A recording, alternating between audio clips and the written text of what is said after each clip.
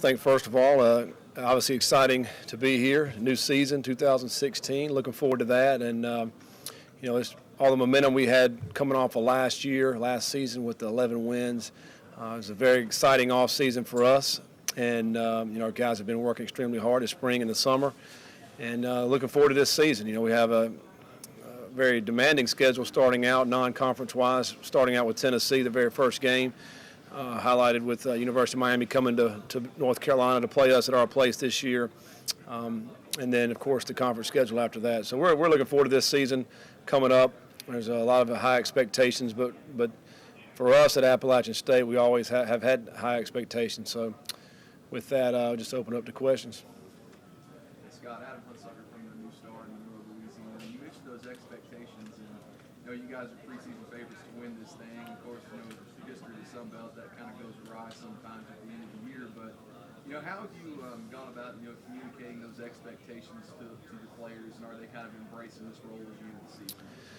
Yeah, I think the thing that we've been able to do is to say that, when we first arrived here a few years ago, there was question about whether we can compete in the league and compete at the FBS, and I think, we've been able to answer those questions over the last year and a half. So our guys expect to win. They expect to win every game that we go out and play, and so they know how hard it takes, how much work it puts in to take to win, and so that's what they've been doing this whole off season, just extreme amount of work. Hardly any time off nowadays in Division I football. You don't get any time off, so they've been working hard, and the thing we have to do, and we've been able to do, is take it one game at a time. And this is a very competitive league. I think the teams that we have to play in this league, week in and week out, if you're not ready to play, you'll get beat, whether you're home or away. And our guys have recognized that. So we're going to continue to try to improve each and every week. We have the first 4 games we're non-conference, and then we open up with Georgia State in conference. And so, our main goal is obviously to compete for this championship.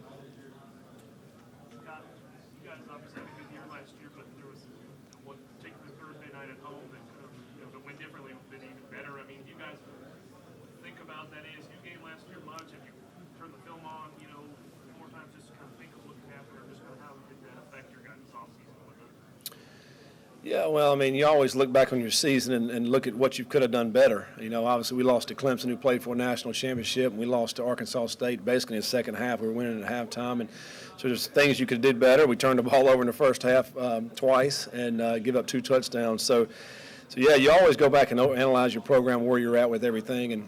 And Arkansas State had a great team last year and did some great things. And I think for us is we want to do what they did. We want to win the championship. And I think when we first got into this league, there were a couple of teams. Lafayette and Ark State were 2 of the teams that are perennial teams to go bowling and to win the league. And so those were 2 teams we kind of looked at and said, hey, we want to get where they are. And I think they've been able to do it with consistency, and that's kind of where we want to get to as well. And we did validate our program last year by winning a bowl game, but I think, for us, most importantly, we want to win the Sun Belt. Coach, talk about that bowl game. How big of a boost was that for this program? Your first ever bowl game, and then you go out and get the win in the last minute. Well, it was huge for our program. When we first made the decision to jump to go to FBS, there were some people that were a little questioning that decision. I think for us, that validated that. I think for us as a program, for our coaching staff, we needed to win a bowl game. We needed to go, number one. Then we needed to win it because that's going to help in recruiting. Recruiting is obviously the lifeblood of our program and everybody's program that's here.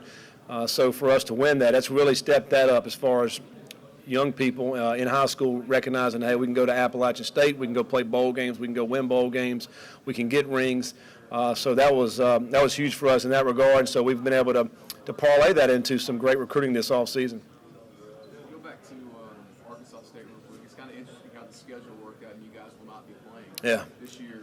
The top 2 going into the preseason. Mm-hmm. Is that one of those things where obviously you got to focus on your team and how your season goes, but maybe you keep an eye on what's going on with the other one to see how this championship race is going to play out?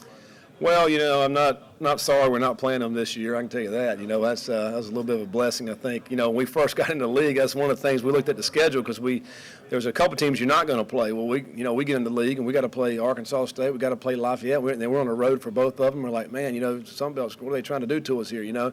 But we got through that. Now in this second round, we don't play Ark State, we don't play South Alabama, so those are 2 really good football teams, and so yeah, you don't really, in this league, you don't really worry about everybody else. I think there's so much we have going on on our own team that we're trying to win. And like I said before, there's so many quality teams in this league that you cannot sleep on anybody because you'll get beat. And, so we're going to worry about, our ASU, and we'll let them worry about their ASU. I'm not sure if you guys have crossed paths on the field before, but with Matt Viator coming in at ULN, obviously, coaching at FCS, you're aware about the program he had at McNeese and everything. But with him coming into this league, what do you think he brings to the table in this group of coaches? Well, I think number one, he's just a really good football coach, and I think no matter where he's been, at McNeese, a tremendous job there, and this league, I think, has really hired some really good football coaches to come in this league over the last few years. There's been some opportunity for other head coaches to move on out of this league to some bigger schools, and he's just added to that mix of another great coach to come into this league and kickstart Monroe, and see what they can do because he's certainly proven that he's a winner. And, I'm sure they'll get those guys going. And that's what I'm talking about, for how this league is from top to bottom. You got to be ready to play each and every week, no matter what a schedule may have been. Those guys have been traditionally, they beat Alabama not too many years ago down in Monroe. So they're certainly going to have good enough players to go out there and win. Played a tough game last year against Troy that went, I think, 2 overtimes, I believe. What's it going to take this year to go up against a team that's rebuilding like them, that's got a stronger defense to go out there and get the win? Yeah, we have to go down to Troy this year. That's always a tough place to go play, and I think they've done a great job of getting their guys back. I think mentally ready to go. I think that was probably the biggest thing. They've always had talent down in Troy, and now there's kids they believe they can go win, and that's going to be a big challenge for us. That the game 2 years ago kind of kick-started us, into the Sun Belt play, and we started getting some confidence. So going back this year, we know we're going to have our hands full when we play Troy, and they'll be ready to go. The thing about when we're playing those guys, a lot of these Sun Belt teams, it's toward the middle of our season, toward the end. By then, everybody's kind of got their identity, kind of see where they are. We will the same. You kind of know what kind of football team you're going to have at that point. How excited is the program about Miami coming down to play you guys? Well, I think real exciting. We've kind of parlayed it into ticket sales. Really helped that part of it. That it's the biggest team we've ever had to come to Appalachian State to play. They're a team that's won national championships. They had Heisman Trophy winners. Throughout the country, everybody recognizes the U. And they're going to be coming to our stadium. And so, we've not shied away by going and playing in some big venues. We played at Michigan. We're going to Tennessee this year. But now to have a team like that to come to our place so we can have all that excitement on our field, I think is a tremendous thing for our students, our alumni, and of course, our players.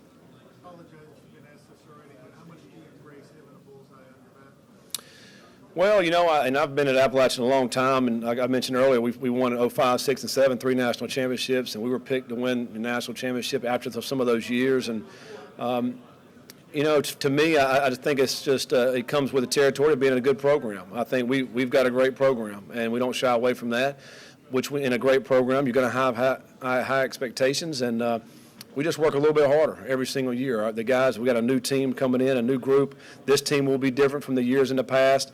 They're going to set their new identity, but they do have high expectations, and they're working extremely hard. So we embrace it.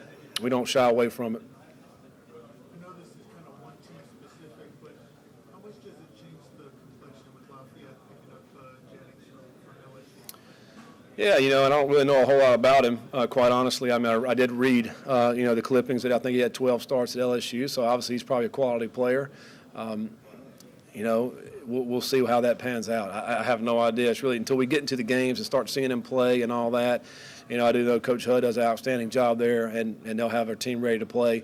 We have to play them on a Wednesday night this year, so that'll be exciting on national TV, so we're looking forward to that. But you probably can't do anything but help their team, bolster their offense a little bit better. So. You saw firsthand exactly how exciting the Camellia Bowl has been to this league. In your eyes, what you saw, how beneficial has that bowl game been in addition to the Sun Belt? Well, it's for us, in our experience, it was great. We had an outstanding time in Montgomery last year. Our fans, our alumni, our student athletes, they loved it, and they did such a great job, the city itself, of embracing us and our team in Ohio that played there as well, and all the different things we were able to do out in the community. And then I thought the Crampton Bowl was a great stadium setting for college football. And then to go out there and to play a very competitive game like we did, to come down to the last kick for them, I think for the city of Montgomery was a great thing. And for our fans and our Appalachian State fans, it was great to be able to go and experience that in our first opportunity to go bowling. You guys as coaches, you get too invested or interested in the kind of ESPN3 digital kind of platform aspect of your games. You know, all these games are on, the league games are on at ESPN3 in some way. I mean, do you get much feedback from your fans or anything, or how that's going, or just kind of what you guys think that's a benefit? No, I think it's a great benefit for us. Number one, I think in recruiting, you know, we go out in recruiting, we're telling these recruits, listen, if your parents can't come and see you play, they can always watch you play on TV, and because we're always going to be there. And we do, when we're out on the road in the off season particularly, going out and visiting the fans, they, you know, if I wasn't able to get that game, but I did see it on ESPN3. So for us, it's great. We're able to get our fans and our student athletes, parents, families, be able to watch those guys play. I think is outstanding. At this point, do people understand that ESPN3 isn't like on the TV, it's on the internet? Like, do they figure out kind of? Yes. Figured out how to kind of. Yeah, and I think over the last few years, you know, with all these smart TVs now, and everybody's hooking their computers up, and you know, and I think, obviously, I don't know this, but I think, you know, everything started to trend that way, where we're just basically streaming right onto our TVs, you know, off the internet, and you know, I think for us, already having this platform of ESPN3 and every game that we're playing is on that. I mean, I think it's outstanding. All right, thanks, guys.